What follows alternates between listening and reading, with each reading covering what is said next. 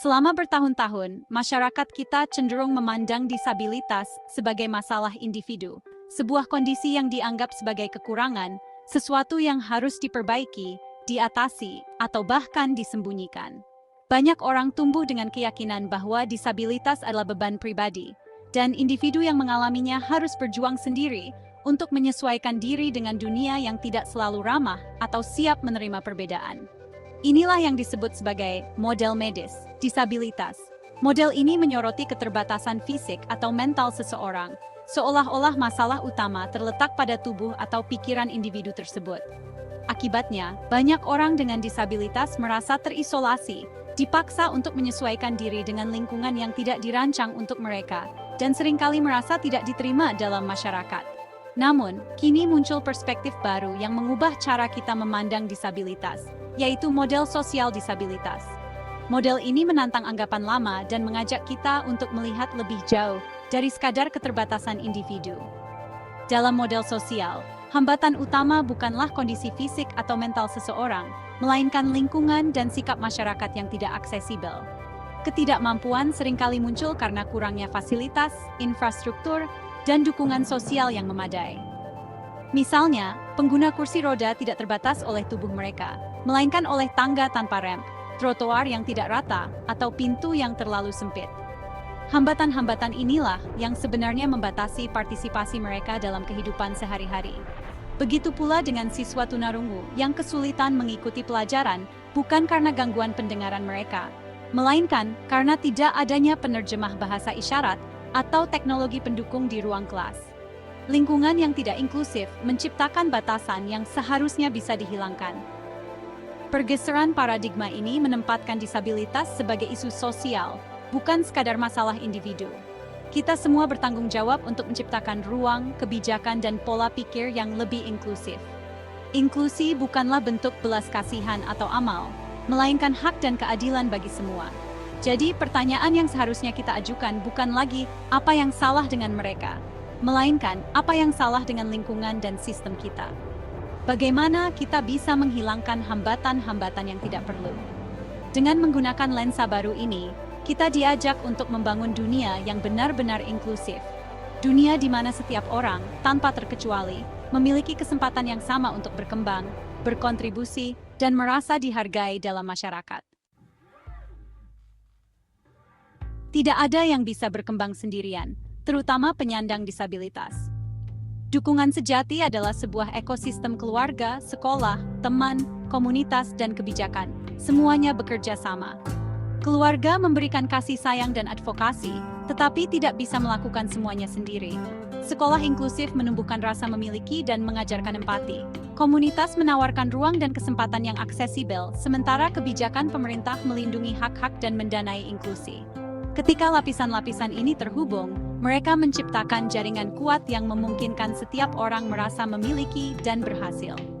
Membangun ekosistem ini adalah tanggung jawab bersama. Teori sistem ekologi dari psikolog Urie Bronfenbrenner membantu kita melihat bagaimana dukungan bekerja. Bayangkan lingkaran-lingkaran yang bersarang di tengah adalah individu, dikelilingi oleh lapisan pengaruh. Mikrosistem, keluarga, guru, teman sebaya, membentuk kehidupan sehari-hari. Mesosistem menghubungkan hubungan-hubungan ini, memastikan semua orang bekerja sama. Eksosistem dan makrosistem, tempat kerja, kebijakan, nilai-nilai budaya, menentukan iklim yang lebih luas untuk inklusi. Semua lapisan ini berinteraksi, membentuk peluang bagi penyandang disabilitas. Dukungan yang efektif harus berpusat pada individu, berbasis kekuatan, dan sepenuhnya inklusif. Dengarkan individu dan keluarga mereka, biarkan suara mereka memandu keputusan. Fokus pada kemampuan dan minat, bukan hanya tantangan. Inklusi berarti partisipasi nyata, bukan hanya kehadiran fisik. Singkirkan hambatan agar setiap orang dapat belajar, bekerja, dan terhubung. Kolaborasi adalah kunci, keluarga, pendidik, dan komunitas harus bekerja sebagai tim. Dukungan harus menghormati budaya dan konteks setiap orang. Prinsip-prinsip ini adalah fondasi masyarakat yang adil. Keluarga adalah dukungan pertama dan paling vital bagi anak dengan disabilitas. Sejak awal, keluarga menjadi tempat berlindung yang aman, di mana anak merasa diterima dan dicintai tanpa syarat. Mereka adalah fondasi utama yang membentuk rasa percaya diri dan harga diri anak, bahkan ketika dunia di luar mungkin belum sepenuhnya memahami kebutuhan mereka. Orang tua berperan sebagai pengasuh, advokat, dan koordinator, menavigasi tantangan baru setiap hari, dan merayakan pencapaian unik anak mereka. Mereka belajar memahami kebutuhan khusus anak, mencari solusi kreatif, dan memastikan anak mendapatkan akses ke pendidikan, layanan kesehatan, serta kesempatan untuk berkembang. Perjalanan ini memang penuh tantangan, seringkali melelahkan secara fisik dan emosional, tetapi justru disinilah ketahanan keluarga terbangun. Setiap rintangan yang dihadapi bersama memperdalam kasih sayang dan memperkuat ikatan antar anggota keluarga. Keluarga berkembang dengan berkomunikasi secara terbuka, saling mendukung, dan berbagi harapan. Dengan berbicara jujur tentang perasaan dan pengalaman, mereka menemukan kekuatan baru dan terhubung dengan keluarga lain yang menjalani perjalanan serupa, sehingga tidak merasa sendirian. Kelompok dukungan dan sumber daya komunitas sangat penting untuk mengurangi rasa isolasi. Melalui pertemuan, pelatihan, dan berbagi pengalaman, orang tua merasa lebih diberdayakan, mendapatkan pengetahuan baru, dan membangun jaringan yang saling menguatkan. Ketika keluarga merangkul kekuatan dan impian anak mereka, mereka membantu anak berani bermimpi dan mencoba hal-hal baru. Dukungan keluarga menjadi pondasi bagi anak untuk tumbuh percaya diri, mandiri, dan berani menghadapi tantangan. Keluarga yang penuh kasih dan tangguh adalah landasan bagi keberhasilan anak. Dengan cinta dan ketekunan, mereka membuktikan bahwa keterbatasan bukanlah penghalang untuk meraih kebahagiaan dan pencapaian. Keyakinan dan harapan keluarga menjadi kompas bagi anak, menuntun mereka untuk terus maju, percaya pada diri sendiri, dan tidak pernah menyerah dalam menghadapi masa depan. Disabilitas memengaruhi seluruh keluarga, baik saudara kandung maupun orang tua. Saudara kandung seringkali mendapatkan empati dan kedewasaan, tetapi mungkin juga merasa diabaikan atau tertekan. Komunikasi terbuka dan waktu khusus membantu saudara kandung merasa dihargai. Orang tua menghadapi stres dan harus bekerja sebagai tim, saling mendukung melalui tantangan. Kesejahteraan setiap anggota keluarga itu penting. Konseling dan kelompok dukungan dapat memperkuat ikatan keluarga. Keluarga yang tangguh menghadapi tantangan bersama, tumbuh lebih kuat sebagai sebuah kesatuan. Pendidikan untuk siswa penyandang disabilitas telah berubah.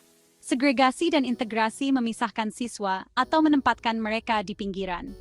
Inklusi berbeda. Ini berarti setiap siswa merasa memiliki dan didukung untuk belajar bersama. Sekolah menyesuaikan pengajaran, kurikulum, dan ruang untuk memenuhi beragam kebutuhan.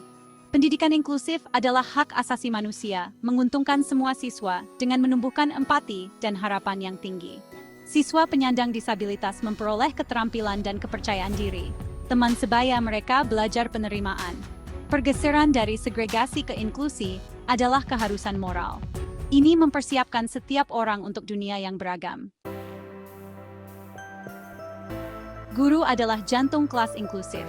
Mereka menyesuaikan pelajaran dengan gaya belajar dan kebutuhan yang berbeda, memastikan setiap siswa dapat berhasil. Guru menumbuhkan budaya rasa hormat dan memiliki, mencontohkan empati dan kerjasama. Mereka menggunakan strategi yang fleksibel, alat bantu visual, proyek langsung, kerja kelompok, untuk menjangkau semua peserta didik. Dukungan dari spesialis dan pemimpin sekolah sangat penting. Dengan alat dan pola pikir yang tepat, guru membuka potensi setiap anak. Mereka membuktikan bahwa semua siswa dapat berkembang bersama. Inklusi melampaui rumah dan sekolah. Ini adalah misi komunitas dan masyarakat. Setiap individu, tanpa memandang kemampuan fisik, mental, atau latar belakang, berhak merasa diterima dan dihargai di setiap aspek kehidupan. Membangun masyarakat inklusif berarti menciptakan ruang di mana semua orang dapat berpartisipasi, berkontribusi, dan berkembang bersama. Kita harus menghilangkan hambatan di ruang publik, tempat kerja, dan sikap. Ini mencakup akses fisik, seperti jalan dan bangunan yang ramah disabilitas, serta perubahan pola pikir agar setiap orang merasa dihormati dan didengar. Lingkungan yang inklusif mendorong interaksi positif dan memperkuat rasa kebersamaan. Desain universal menguntungkan semua orang, bukan hanya penyandang disabilitas. Ketika fasilitas umum mudah diakses, orang tua, anak-anak, dan siapapun yang menghadapi tantangan sementara juga merasakan manfaatnya. Inovasi dalam desain menciptakan kota yang lebih ramah dan nyaman untuk semua. Bisnis dan pemerintah harus menciptakan peluang nyata melalui perekrutan inklusif dan kebijakan yang kuat. Dengan membuka pintu bagi talenta dari berbagai latar belakang, organisasi dapat tumbuh lebih kreatif dan adaptif. Kebijakan yang mendukung kesetaraan membuka jalan bagi perubahan nyata di masyarakat. Kebaikan sehari-hari, bahasa yang hormat, komunikasi langsung, dan isyarat yang ramah membangun budaya kebersamaan. Setiap interaksi kecil, seperti menyapa dengan senyum atau menggunakan bahasa isyarat, memperkuat rasa saling menghargai dan mempererat hubungan antar individu. Kisah sukses seperti Haben Girma menunjukkan apa yang mungkin terjadi ketika sistem dukungan bekerja sama. Mereka membuktikan bahwa dengan akses, dukungan, dan kesempatan yang setara, setiap orang dapat mencapai potensi terbaiknya dan menginspirasi orang lain untuk melakukan hal yang sama. Inklusi membuka potensi manusia dan memperkaya kita semua. Ketika setiap orang diberi kesempatan untuk berkontribusi, kita menciptakan masyarakat yang lebih kuat, kreatif, dan penuh empati.